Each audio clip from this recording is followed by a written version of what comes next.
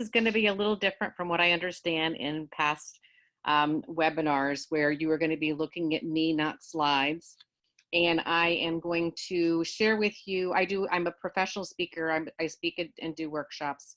And so I'm going to basically give you a highlight and a talk of some things that I've been seeing lately. The first thing I want to share with you is a story that I found very compelling, where I walked into a networking event in Cambridge, and there was a young man there in the corner by himself. And one of the things that I do as a networker, if you will, is I always go talk to somebody who's by themselves. One, I feel overwhelmed in many of these situations. I'm female, I'm over 29, in case you didn't wonder that. And so I will often walk into these events feeling a little bit, as an outsider. So I walked up to this young man, and my opening words always are, "Tell me." And I said to him, "Tell me your connection to the event." And he said, "I used to work here." And I thought, "You used to work here?" I didn't quite say that out loud. And I said, "Oh, okay." And I said, "Well, where do you work now?" And he said, "I don't know. I'm job hunting." And I'm like, or he said, "I don't have a job." He's not that I don't know. And I said, "Okay." And I said, "Gosh, the first thing that popped in my mind that I did not say out loud was, either you are a very good saver, or you live at home, or you have low expenses that you can actually live in Boston without a job." But then I asked him, "So why did you leave?" And he said, "I stopped learning." And that was an aha moment for me that I have kept as I think about how we are recruiting and retaining people. So the first thing to think about when we are in recruiting, if you're based here in Boston, I think we're at a 3.5% unemployment rate. The rest of the nation, it's pretty tight as well. So the question is, how can you find the best people? And the other question that I will share with you, because I hear this in my coaching, is why people who feel like they can make a contribution are being overlooked. So in your recruiting efforts, one of the things I want to encourage you to think about is, why are you adding, and are you adding the right people? And are you open to the people who may not necessarily be the obvious candidates? Now, fair enough, if you're hiring CPAs, you need a CPA. I'm not saying that you want to hire somebody who's a botanist and teach them how to do the books. But in many cases, I think we, in some cases, put people into boxes. And this is both the good news and the bad news about how we recruit these days when everything's done online. So it may sound a little bit off the wall, but you're going to know in about a half an hour. That's how I run. Is that I'm going to encourage you, as you are recruiting, to find out from the people who are actually doing the job around that job you're adding, what are the characteristics and what are the skills that that person needs to have. And I say characteristics with an sense of intention. Another thing I'll share with you is that if you have not done a personality assessment or a skills assessment, a DISC, Myers-Briggs, Enneagram, or something like that, to know your balance in your team, you want to do that. I think it's really great when companies do that at least every other year, if not more often. So what's missing on the team? And a lot of times people will say to me, well, if it's sales, you want to have them all, high D's, and you want to have them extroverts. And, that may be true. But I think it's really important to do an assessment early in the game about what you need and what are the characteristics as well as the skills that that person needs. So as you look about that, what does that look like? And in some cases, you may realize that the person who would fit into that role may be somebody different. I was working with somebody the other day. She's more of a peer my age, looking to kind of transition into the job market where she's been on her own for a while. And she's really, really having a hard time with that. And the challenge that we're finding is to get a company to realize that if she hasn't done that job specifically, she can do the job. So break the job down. What do you want that person to do when they arrive first thing in the morning? What do you want them to be doing? How do you want them to be engaging in the team? How do you want them to be interacting with clients, customers, vendors, whatever that might be? So the more specific you can get and give the job candidate a visualization, an idea of what they're walking into. You know, if we go to the ballet or we go to a music concert, we know what to expect. But when people are applying for jobs these days, there's a lot that is very mysterious for them. So part of it might be, what does that look like? Another time I was working with a woman who was an ER nurse, and she was looking to transition actually into technology. And she just was really smitten with technology, a lot of self-knowledge, but had nothing that she could really put on paper that was going to work. And when we were brainstorming one night with a group of us, we decided that she could work on the crisis line when, you know, your computer is absolutely frozen, because at that point it's less of a tech issue and it really is more of an ER issue. And it's calming the person down and getting them to tell you what button's working, what button isn't working, what was the last document you had. It's a bit more of a triage. But very few companies in technology are going to say, gee, let's go hire ER nurses. So before you get started jumping off and hiring and doing all of that effort, really have a very clear sense of what does that person do when they're walking into that space and what are the expectations. I'm going to also encourage you to do 2 tracks in your recruiting, and frankly also 2 tracks in your retention. It's the online. Obviously, Glassdoor, Indeed, LinkedIn are probably the 3 most highly visible sites for people who are in the professional market, career market, job hunting, or just career management research and things like that. What do those profiles say about you? And you should be monitoring this in a very active way. And not in a creepy way, but in a very active way. What is going on in your company and what are people saying about you online? For those of you who've been following the news the last few days of the firing of the CEO of McDonald's, you know, what's that place to like to work? Because there's a rank of people who are, you know, the people who say, do you want fries with that?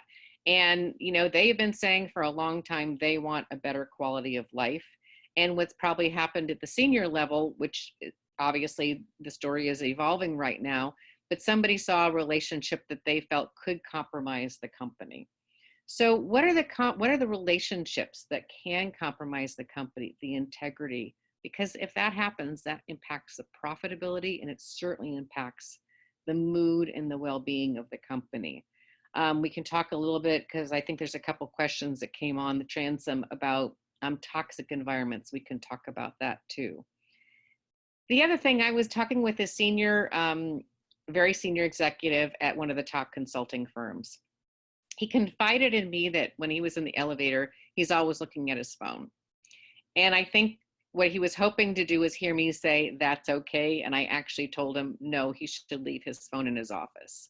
He was on his way to go work out, and then he was coming back to the office. And I said, why don't you just have a little bit of fun during that time and actually be without your phone and talk to people who are in the elevator. Ask them a little bit about what's going on in their day, finding out, you know, what their projects are working on. Do you know them by name? Do you know them by department?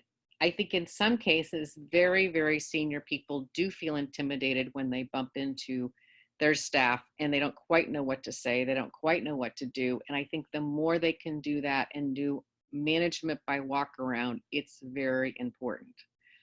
So I'm going to encourage you today, maybe after this session, or certainly, you know, once a day, putting your phone away, leave it in your drawer or in your office, and go around for 20 minutes or so and simply talk to people. Ask them what's working in their job and ask them what isn't working. Begin to open up some rapport. This is going to be helpful for both recruiting and retention. The more people feel like they can have a thoughtful and engaging conversation with you, the better, no matter where you are. If you're at the staff level, if you're at the rising level, the mid-market, or if you're at the senior level. The other thing to do is try and network with people in your industry or in your peer group. And there's if you're here in Boston, there's organizations all over the place. If you're outside of the area, you can find ones online or in person as well. But I think it's very important to get out of your space and into your industry and understand a little bit more about what are some of the challenges that are going on there. In some cases, you're going to see patterns. In other cases, you may see something unique to your company specifically. But the more you know, the better. I had the pleasure over the last few years of interviewing several of the people who were on Undercover Boss. My hope was actually to do a book about it, and I frankly ran out of time and ran out of money to do this. But when I would spend time with these people, and it was 3 men and 1 woman who I talked to, who had been on the TV show, over and over again, they say, I never appreciated how much my employees care about my company, and I never understood the compromises they make and the impact that they can have and how much they really are looking out for the business. In one case, there was a company in Michigan, and his episode actually won, I think, an Emmy. And he was under a house with a hazmat suit on, and looking for all kinds of things about the house that they were needing to clean out. And they did clean out after emergencies or floods or things like that. So they were looking for damage. While he's down there, he's mic'd, and he says to the woman who's showing him around under this house, I'm not sure we're the only things that are crawling around down here. In other words, they might be bumping into some critters. And when they got out of all of the house and whatnot, he said to her, boy, I sure hope you're well paid. And she looked at him and she said, I'm really not sure how to sincerely answer that question. She said, because I know we're in a bumpy time right now. Business is a little bit slow. I got a promotion, but I did not get a raise. And she said, and the guy is that this man was looking to possibly get a job with the company. And she goes, so I feel a little awkward because I don't want to discourage you. At the same point, it's hard. And she said, she says, if management tripped over me, they'd have no idea who I am. At that moment, there was actually a live feed back to California, and they said, do not turn off the cameras. Do not turn off the cameras. Keep this going. And the cameras kept going, filming this episode, even though it was going a little bit off, not even a script, but off track. And the owner, the CEO who was undercover, starts taking off his mask, and he starts ripping off his fake mustache, his fake hair, his fake everything.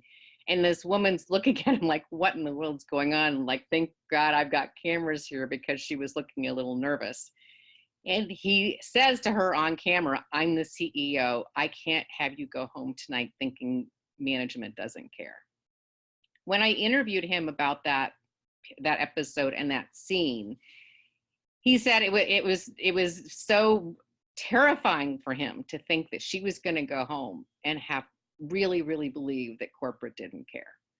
And so he had a sense of excitement, but a sense of shame that he didn't understand what people did and how much they knew. Another person, really had a true appreciation for the admin team that she had, she felt she got it because she had started there, but she said, I'd gotten far away from it. So one thing I've done, and I encourage people to do, is to, ghost in a couple of different departments, or, job share or move around, get a sense of what it's about. A pilot shared the story with me that one time he pulled a flight because a flight attendant in the back said there was a sound there that she wasn't comfortable with. And when a flight gets pulled, it's a significant financial impact and a disruption, needless to say. And so when they did the report, they asked him, why did you decide to pull the flight? You're the captain. She's just the flight attendant. He says, I've never sat back in that seat. I don't know what the sounds are like back there. So part of it is really understanding a little bit more about what you're asking your people to do, so you can be sure you understand that. For me in my business, I build my own websites, because then when I outsource it, I understand what I'm asking. I try not to do that anymore because I really don't want to do it, but I understand what's involved a little bit more now because I have done some of that work. So part of it is to be really sure that you are mindful and in somebody else's shoes. The other thing I want to talk about for a moment here is what motivates people.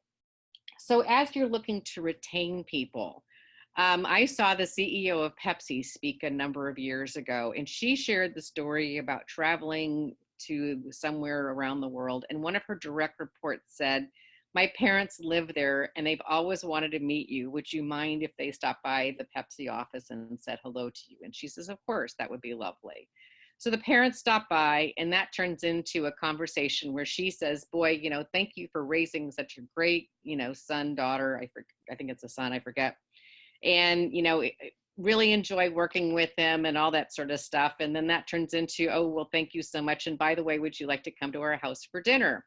So she goes to the house for dinner. The conversation continues. It's a bit of a love fest for the employee, needless to say. She writes a thank you note to the parents for the meal. And she also reiterates to thanking them for all the hard work they did as parents to be sure they have a responsible person, shows up for work, does a good job, is respectful to other people. And her direct report comes in and says, "Wow, my parents adore you." And she said, "Well, I had a lovely evening with them." And she looked at this audience of 300 senior executives in Boston and said, "So all of you people who think you're going to steal my people," she was very funny, pointing her finger out to the audience, said, "You're not going to steal them because they really like working here." And she continued to share talent management and what Pepsi did. And they asked people, "What motivates you?" It's not always money. For some people, it was time off. For other people, it was being able to do some volunteer work. For other people, it was being able to go back and get a degree or an education or learn a skill that they'd always wanted to learn. I did this recently when I worked with a company, and we identified some of the skills that were around the room and the management table that other people wanted to learn. I'm a public speaker, and I am fully aware and I feel blessed that I do it well and people like my talks. And what I have learned, though, is public speaking is something that is very hard for many, many people. I think there's a line that more people would rather be in the coffin than doing the eulogy. So what we did was we went around and we identified what's a skill that somebody had. And one person was very, very good at diffusing tense situations. And so we asked that person to come up with a 20-minute talk and some exercises. And that she said, "I don't know what I do." So we asked somebody else, "Can you watch what she does and write it down?" So that person watched what she did. How did she look at the person? What was her tone of voice? Was her voice calmer than the person talking to her? Or were there times when she said, "Sir, I have something I need to talk to you about," with a sense of intention when there was a conflict? So part of it is look at the skills that are on your team and how you can help people retain each other. What are some things that people want to learn? Going back to this gentleman who left, it sounded like a reasonably good job, and nearby certainly had good rapport with the company because he was hanging out there even after he had left.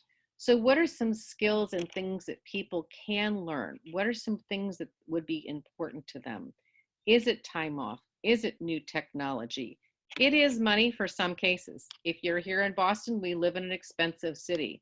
So people do need to have a certain level of income to feel like they are wanting to be able to succeed. We're going to go into questions in about 10 minutes, so I'm going to encourage you to send some things over to Maura so we can be all ready to go and I want to be sure that you get some things that you want to ask, and we can go from there. One thing I will share with you that I hear over and over again at organizations, and we can see this right now if you're following the story of WeWork, is uncertainty.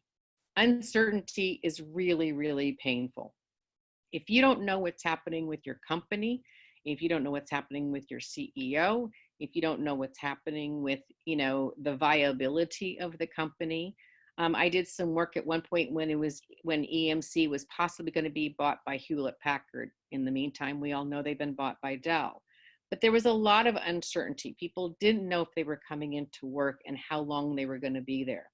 Now, in some cases, that information isn't clear for anybody, but the more you can simply say, we just don't know where things are going, or here is what we do know, the more information you can share, the better. And the more you can engage with people at all different levels, the better. I saw the CEO of Cisco speak at one point, and he has a birthday club. And this is something that every company can do. You can celebrate one day of the month, everybody's birthdays.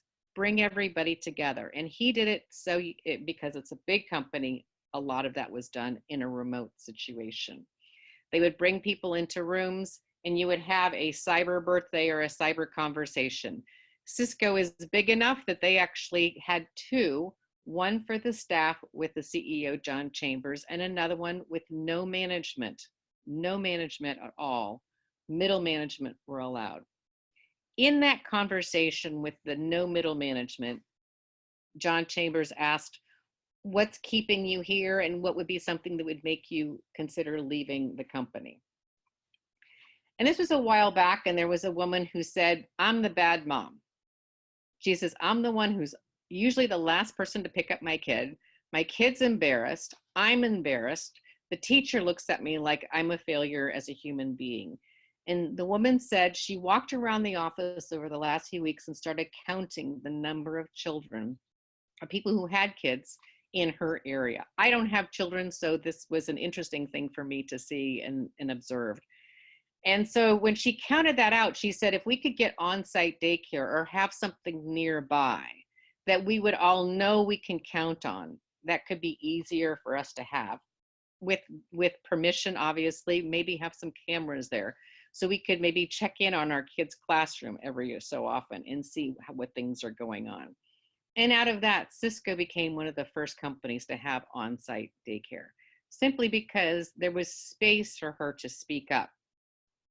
In some cases, this is difficult at companies because, and certainly back then, if I can use that phrase, which is a little frightening, I think it was 10, maybe 15 years ago, maybe even more, she would have just been perceived as a disgruntled female, engineer. There's no doubt about it. Now, because I think there is more of an open-minded situation to quality of life, and frankly, there's a lot of men engineers who are dads too, and they might be having more of a role in the daycare. What are you doing to make that accessible to people? So when you're looking to retaining people, an important thing to do is to ask. I saw the CEO, Atul Gawande, speak about 4 or 5 months ago. He's heading up this new healthcare between Amazon, Berkshire Hathaway, and Citigroup. And he told the story about his mother was in the hospital, and every person who came in had a different opinion. And it wasn't like they didn't know he was a doctor, one, and two, that he was beginning to start this job. But he said there was just no consistency among the team as to what care she should be getting or what things should be happening. And he found that disruptive, but for somebody who was senior, it was even more disruptive. And so part of it was just, have you guys all talked together? And so he got everybody together. And one person said, well, in the morning, her legs should be doing this. In the afternoon, they should be stretched. Oh, well, not everybody was on the same page. So in some cases, we need to get into either a room or even a video room, something like this, to have those conversations and pull all of that together. So I hope if there's one or two things that you take away, one is to be understanding of the uncertainty. And there is a lot of uncertainty in the world right now. In Europe, it's Brexit. In our nation, there's a lot with immigrants, the economy, politics. There's a lot of uncertainty. So what people are looking for is some stability and some understanding of relevance of where they fit into their work environment. That also goes into the other thing is people need to feel valued and they need to feel relevant. I find from my filter of doing some coaching and speaking, people join companies, but they leave people. They leave a situation. Some cases it's highly toxic. In some cases, it's just you've outgrown it. But in many cases, there is a disconnect of how people feel connected to the organization, and that leads them to making the decision to start exploring. Look at your data. Is there a timeline? I'm working with one financial institution, and they're trying to reduce their turnover and their attrition. One thing we started looking at is, what were the patterns? What was the time of year when people joined the company? Was it 18 months when they were beginning to get a little bit itchy? You know, for people who've had a college education, there's a mindset. Every 4 years, I should be doing something. I should graduate. I should be accomplishing something. Was it a semester? Is it a quarter situation? What are the things that people have learned, and what are the things they've shared and been able to make a contribution? I worked for a company at one point where they were very transparent with the financials. It was a new thing for a lot of people where we had not had that transparency in the previous ownership at all. And so we were asked to learn how to understand financials. And that was something that was interesting but tough, because we were in the travel business. We were used to worrying about safaris and, you know, what was the best place to eat in Italy, and, you know, what was, if someone was going to be hiking, you know, what were some of the issues with hiking and things like that. So the expectations that we had in that situation were quite different. So what we found though, for many people, is when we understood, gee, there were different things that we could do to help with not only the comfort of the travel or that experience, but also to make it, you know, more profitable. Were there ways for us to make it more comfortable, buying and leasing out different vehicles that had more space? You know, when it was shifted to a bit of a quote older population, and I'm in that bucket now of in the 40s and 50s, how did that change for people? Because there might be different situations than people who traditionally had backpacked and things like that. So what were the different expectations? So I hope that's been helpful. And Maura, I'd love to answer some questions and see how things are going and what you're hearing on your end. Fantastic. Thank you very much. We do have a number of questions that have come in. Great. The first I'll ask, because you talked about toxic work environments, I'll lead with that one. This question came in from registration. How would you repair a toxic work environment where employees cannot push back and challenge management, and it's leading to attrition? So I facilitated a team offsite recently, and there was clearly some challenges with the toxic environment or challenging environment. And when what happened in this case, and I'm not necessarily, it's not about me, it was the fact that an outsider was brought in. Hmm.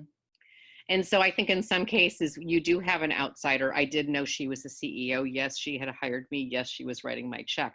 But I was not going to be seeing her on a day-to-day basis after that situation was happening. Mm. So I was able to ask for clarification when there was some pushback. When she bristled, I could say to her, take a deep breath, take a deep breath. I know this is stressful. I know this is hard for you to hear. There were some things that were said in that offsite that I don't think had ever been said to her directly. And I think she was in a position to hearing it. Now, I'm not sure it's all gone away. When I left one company, I included in my resignation letter, and frankly, I'm not sure I would put my energy into this at this point, but I made a list of a person who was still there and all of the people who had left, directly or indirectly, because she was still there and the company was unwilling to fire her. Oh, wow. And so it's important to understand when somebody is toxic. And I think we are seeing this now, frankly, in the Me Too movement. We're also seeing it not just in, you know, a gender situation, but in a bullying situation, right, or in something like that. When there is somebody who is toxic, and there's a phrase, hurt people hurt people. Mm. So if somebody is hurting, if somebody is bullying, they are themselves hurt. They are themselves injured. And if they are a high talent person, invest in them, bring in an outside coach, maybe doing some team things, find out what is going on. If it doesn't modify after that person has had some investment, that is the time you do have to make some painful and difficult decisions. Is it time to part ways? Yeah. But I think it's important to identify, and when it's the owner, that's a tough situation, Right. but that's why, you're seeing it, we're seeing it a lot now in very highly visible situations. For people who are in financial services, you may have been following the story of Fisher Investments. Hmm. And the CEO of Fisher Investments made a pretty inappropriate comment at a conference, Mm. and about the best way to think about being a good financial advisor is the same thing you want to do when you're trying to get in a girl's pants. And it just and it he has lost now $2 billion of investment money because, in fact, the city of Boston pulled its pension fund out of his money. Mm. So that's a bullying environment.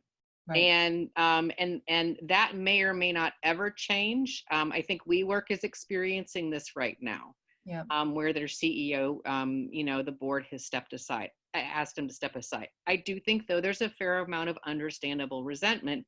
Yeah, he stepped aside, but he also walked away with millions and millions of dollars. And so when you've got other people who are earning, the cleaning crew are earning what, $15 an hour maybe in those places.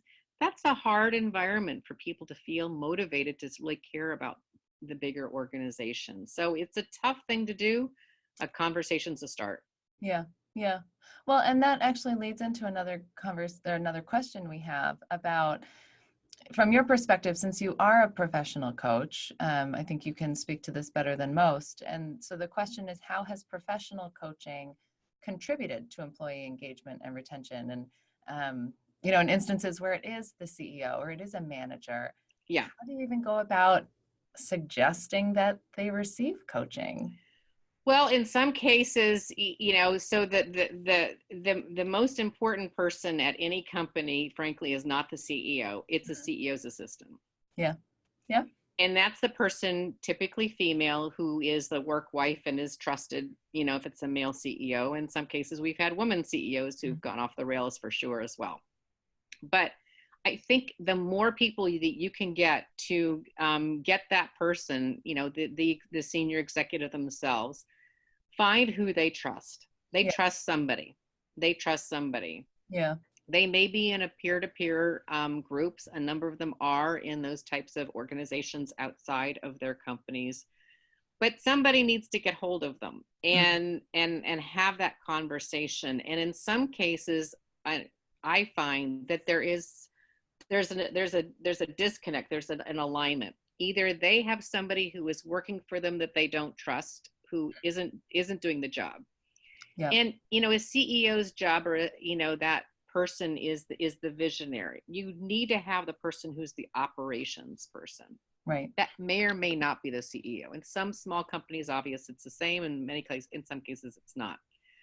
But that operations person really needs to know where they can step in. I was at a conference in April of all attorneys, and the general counsel for the Gates Foundation was there. And when she was being recruited and going through the interviewing process, they asked her, could she say no to Bill Gates? And she said, I have to be able to say no to him. Right. I wouldn't be doing my job if I didn't have that ability, and I hope he's willing to hear no. Right. And so, ultimately she got the job. So I'm assuming that was, not only the right answer, but, the answer that was going to be effective for the organization. So I think having an outsider, because we don't have, we don't have a horse in the race, if you will. Right. We do offer some outside perspective. And, and I know there's a bristle about the cost and all that sort of stuff, but the cost of people leaving your organization feeling depleted, rejected, it's, depending on what statistic you read, 20 to 30% of someone's salary to replace them. So if somebody, is earning $100,000 and they leave, you're out 20 before you get that person back in the door, and much less up to speed. Yeah. Yeah. Great. And this is a question more for recruiting and retaining employees with a salary structure. So someone asked, what are some best practices for using commission and bonus structures to motivate and retain employees? And do you have a sense of what the ideal mix might be? So this is kind of going back to the disc, and this is why I think if you can do a Myers-Briggs or a disc. So I think some people are definitely motivated by money, you Yep. know, and we need money, you know, we Right. need money. You know, every day we have bills, every day we have expenses, we need money in life. Other people are not motivated by that. And so I think it's important to understand, you know, what is that? And, you know, I jokingly say if I won the lottery, I wouldn't necessarily go out and buy a lot of stuff. I would hire a personal trainer. I would hire somebody to cook my food because I'm not a foodie. I like Yeah. to eat, but I don't necessarily want to put it all together. I live alone, so the portions get all a whack. Yeah. You know, I would hire, you know, I would hire those types of people to make my day-to-day life, you know, easier. Right. And maybe part of it is I grew up a fair amount in Asia, and so you had servants, if you will, or people who looked out for your home, Mm. and those were things that you know, I miss, if you will. You know, but I also just appreciated giving somebody a job and having them be. I mean, I remember reading, you know, Oprah. I forget what she paid her people. She usually, I think she took the salary and she doubled it, Mm. because she wanted loyalty. She wanted, Yeah. you know, she asked for a lifetime, you know, non-disparaging, you know, that sort of a thing, you know, Mm. so she could pay for it, obviously. But I think, you know, what are those things that, you know, would make sense for people to do? Find out what that is. I'm going out of the country tomorrow. My cat sitter on Saturday said she couldn't take care of the cat. If I had one place to call for, you know, cat sitting, that would be just I found something at work, but that's been an off and on distraction for 2 or 3 days, Yeah. Yeah. you Yeah. know. So I think part of it is, you know, what are the things that people, you know, would they like to do? Would they like to donate more time? Would they like to do some teaching? Would they like to do some traveling? Right. I also find, and this is a personal thing for me because I live alone and I work alone, I think there's a lot of isolation that the UK has a minister of loneliness. If Mm. you start looking at the statistics of loneliness, I haven't left Yeah. my apartment all day long, Yeah. you know, and it's not necessarily a bad thing, but if I hadn't had a talk with you, I wouldn't have had lipstick on all day. You know, and so Yeah.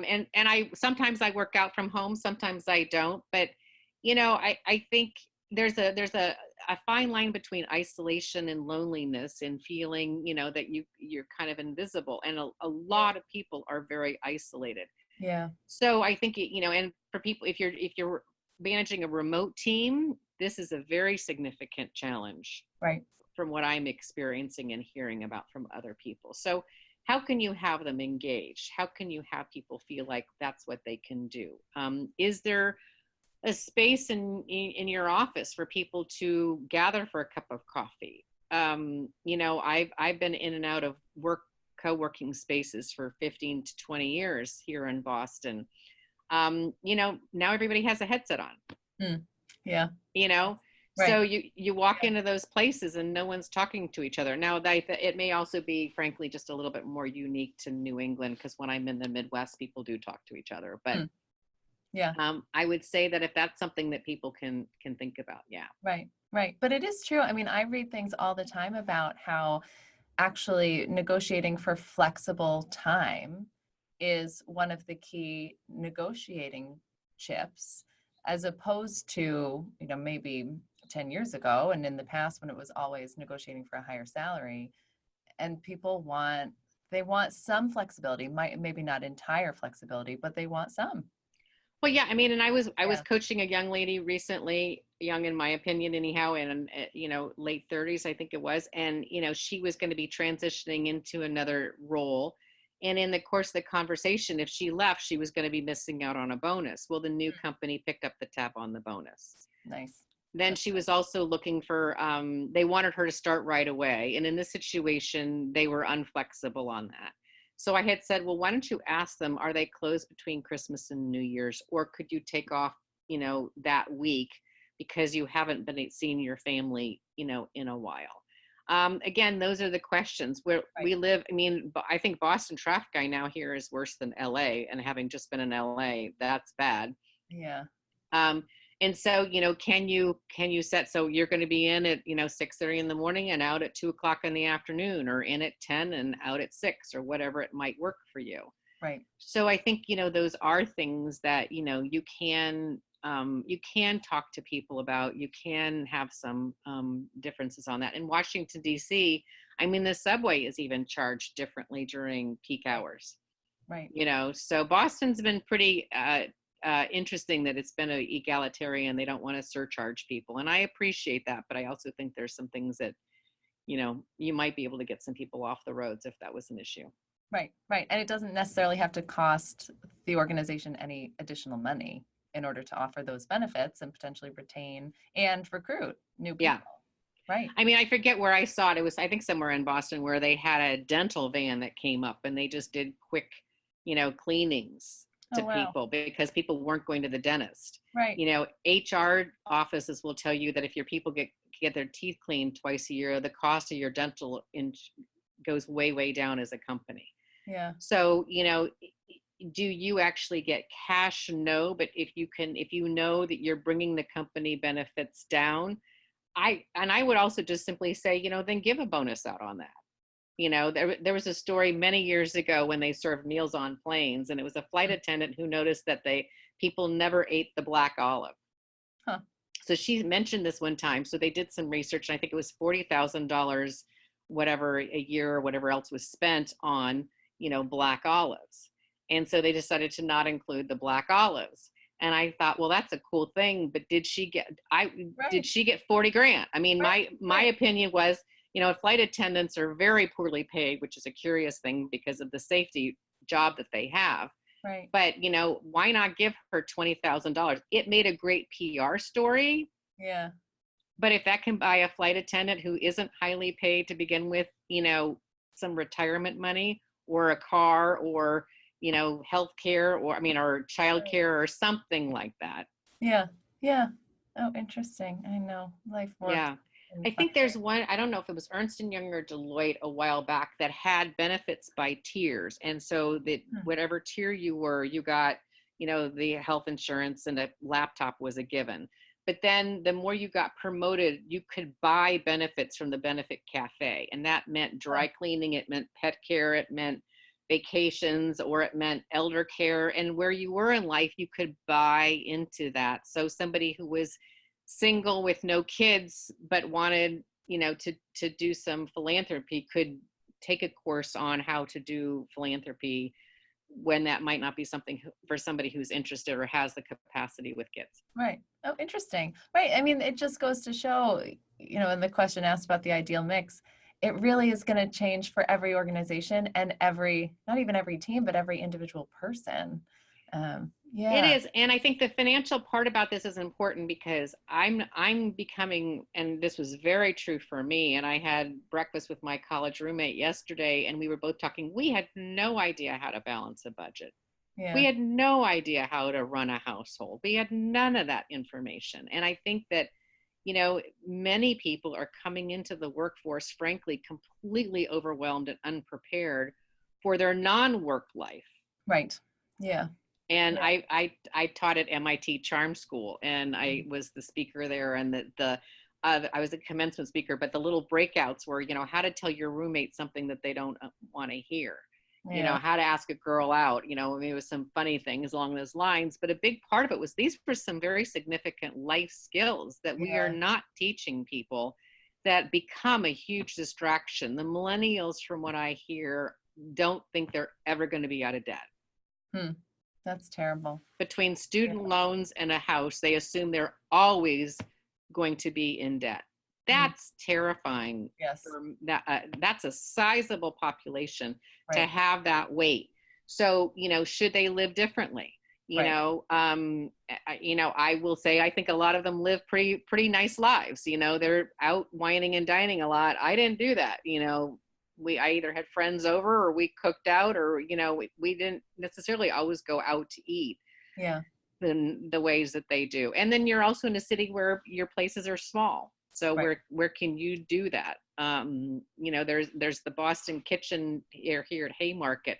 I mean, I think they should do some community dining for people in the neighborhood who can all, do things like that. One university, I was working with the international students, and bless their hearts, they were starved the first week of school Oh, because they came from their home countries and none of the food was similar to what they'd been eating or was typical for them. University of Virginia Darden, what they did the first week of the school is they had people send in recipes ahead of time, so the chef could oh, be making food that was of different ethnicities and yeah. nationalities. So the first week people were feeling some sense of nourishment, and then you could also have a conversation about what does this food mean? Right, right, right, What time of day do you eat it? right. Just Yes. because we have cornflakes in the morning might not be anybody else does it any time of day. That's very true. That's very true. Well, here's a question about, kind of that speaks to retaining and just creating such a wonderful culture for people where they Yeah. feel included. Yeah. And so here's a question. Someone asks about the most effective training strategy to retain employees. Maybe speaking, you spoke a lot just about culture just there and creating space to include lots of different cultures. But what effect could training have? So I think training, I mean, I come from the training space. I'm the past president of it used to be called the American Society for Training and Development. It's now called the Association of Talent Development. I'm the past president here in Boston. I think training is very important, and I think it's frankly underrated because it's considered overhead and expense Yeah. instead of an investment. And that, I think it's too bad in companies that have a different vision for that. I think it's important to do. One, I was at the airport in Detroit one time, and there was somebody who was getting pulled off of a plane. And there was clearly a kerfluffle on the flight to pull this man off the plane. And this man was very, very hot under the collar. And I could see two Detroit cops were getting closer and closer as the situation was escalating. And these two guys were like linebacker huge. And I'm just kind of sitting there watching the whole thing, kind of stepping back a little bit. And the young guy, who was young, I will say, from Southwest, might have been in khakis and shorts for all I can remember, but I still remember exactly what he did. He looked at this man straight in the eye and said, "Sir, I have no evidence you know how to behave on a plane today."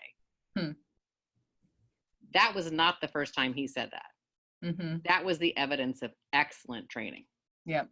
That had been role played, that had been redone, that had been, you might have been doing that running, you might have been doing that, walking backwards. That was a clear moment of something, an exercise that had been done in real time, not watching a video. You might watch the video of this, here's the scenario you're going to do. Now you're going to go in and actually do it. Yeah. So I think really good training is when people actually do it, not just watch a video. And I do video training, and I think there's a lot to it, but there's nothing that, I'm not going to say, here's a video on how to drive a stick shift and here's my keys. Good luck on 93. Yeah, nothing. You're not going to do it. So No. I think, but I also think if we can look at what other people around us do well. Yeah. One, tell them they do that well. We hear so much trash all day long. First of all, we hear our own head trash. All day long we hear about how bad we are. We should have been doing, we should have been doing, we should have been doing, we didn't do this. I mean, that's our own head stuff. And then we have other people who complain about us or our company or our industry or our product or something along those lines. If you can have someone say, kudos to the person at McDonald's who said, you know what, I'm uncomfortable with this relationship, even if it's consensual. I'm concerned about how this might be in our environment. I have to think, Bill Gates met his wife at work. That was a consensual relationship. And I do think it begs some bigger questions, from a training perspective, and also from I knew one person, two of them were at Deloitte, and she said, once our relationship got to a certain level, one of us needed to leave. Yeah. That was the choice we made for ourselves. And I really admired that they made that choice. But part of it is, having that be, also having people say, what do they need to know? Yeah. What's the training they need to know? There was I'm a bit of a nerd, and I was teaching myself Excel. Mm. And in the travel business, I would plug in, we're going to land in, London this day, and then it's every 7 days. And so I had it and just did a +1 on the spreadsheet. And the woman, this is when we had one computer in the whole department, and I had figured out this little tiny little Macs, and I figured this out, and she went flying down to her, boss and said, "Look, I'm doing this all on paper. Mm. Why am I doing this on paper?" Yeah. I didn't think of myself as a trainer, but I said, "I think there's an easier way for you to be able to do this." Yeah. Yeah. So seeing somebody else do that, I'm a big fan of mentoring moments. So a mentoring moment that I'm a little bit of a nudge on this is the up talk. When I see people doing the up talk, which is, "Hi, I'm Diane Darling." Well, are you Diane Darling or are you not Diane Darling? Right. Right. And I jokingly say when I hear it in New England, I'm like, "Are you Canadian?" Eh? Because Canadians have the right to do the up, where otherwise it's confusing. So I was in Houston, Texas a few weeks ago, mainly working with attorneys, high power, very high power women. It was all women, 50 of them in this person's home. And we were talking about personal brand. And I said, you can't have a personal brand and be, looking like $1 million in a multi-million-dollar home with this Valley Girl up talk. Oh, it's just a disconnect. Yeah. And so, and I said, can I do, before I did that, I said, can I give you a mentoring moment here? Yep. Another mentoring moment I do on occasions is handshakes. There was another woman at the party. She gave me the little wimpy, dainty handshake. I'm like, okay, you can do that if I'm 90, but you can't do that in a business setting because that's just not going to work. Right. So part of it, I think, is honoring those moments and asking people, what do you want to learn? What would be helpful for you? Right. Right. And it seems like, that too, that kind of more informal training or that casual training is also effective because you acknowledge that you're about to kind of take this casual conversation and enter into a training moment, which it flips the person's mindset so that they're not being caught off guard, that you're giving them a criticism. I think that mentoring moment is just such a kind way of saying it so that they're ready to accept the feedback and they're appreciative. And it can be, and it can actually flatten the organization. It may not necessarily be somebody where it's senior to junior. It could be someone junior to senior. Yep. You could have somebody who, there's a woman who still cracks me up because about once a year, she'll send me an email or a text saying, "I learned about Waze from you." And I'm like, okay, but what apps does somebody know? Right. And this is also an interesting thing with millennials, that there's a wonderful woman. She's written a book she called, "You Raised Us, Now Work With Us," about millennials. But she said millennials are often perceived as that they should know all technologies. In some cases, they're not necessarily tech savvy. They just aren't. They just because they're young doesn't mean, they grew up with technology around, but we grew up with electricity. That doesn't mean we know how to wire it. Right. So, so she had a funny story about an accountant who was always sneaking out the exit to go to lunch, because if he went out the front, inevitably there were two people who would say, asking him questions about their phones. And he's like, "I'm an accountant. I don't know about phones." Oh, yeah. I know. Every generation has its own. We all do. Yes. Right. Well, and here's another question that's fairly broad about online recruiting websites. And you mentioned a few of the big ones and the common ones that people talk about. But are there certain ones that you recommend, maybe from the hiring perspective, like if people could have freedom to post on a variety of different websites, or some that you find effective? And in that case, any job seekers out there should look at those particular websites?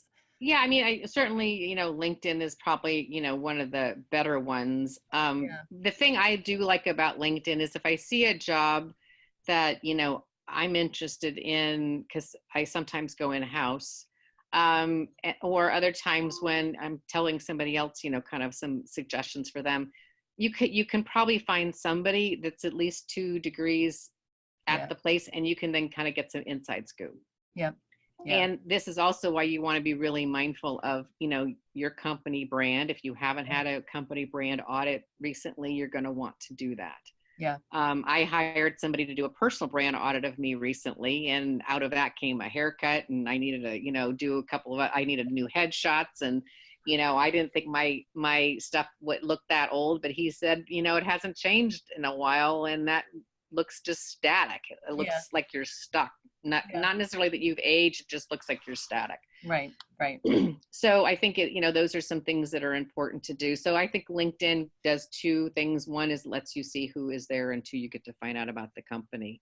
Certainly Yeah. on Glassdoor, you get some salary intelligence, and that's helpful to kind of see where things scale. One person, they're looking at bringing somebody in, and frankly, the salary will be different if they hire here from Boston than it would if it was Kansas.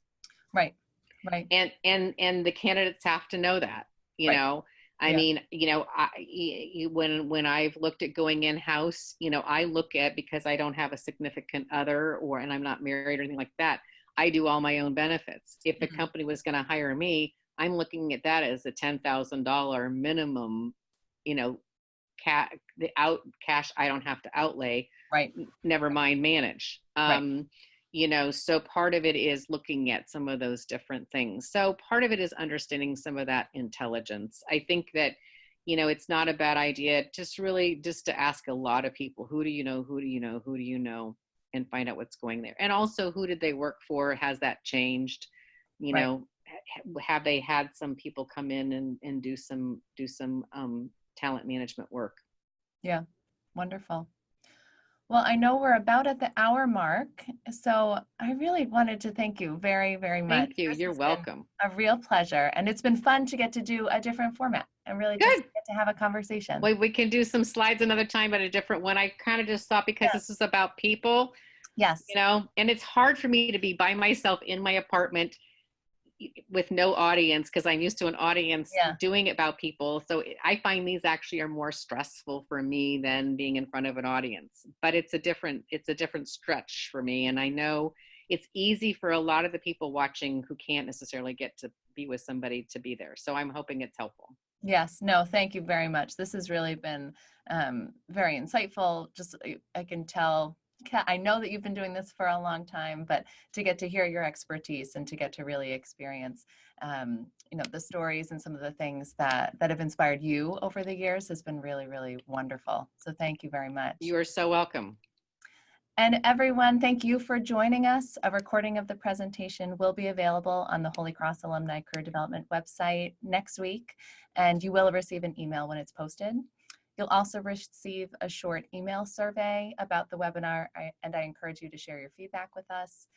If you're interested in following up with Diane, or if you have questions for me, please email me here in the alumni office. I'm at msweeney@holycross.edu. With that, I wish everyone a wonderful afternoon, a happy November, and Diane, again, thank you very much. You're so welcome. Happy November.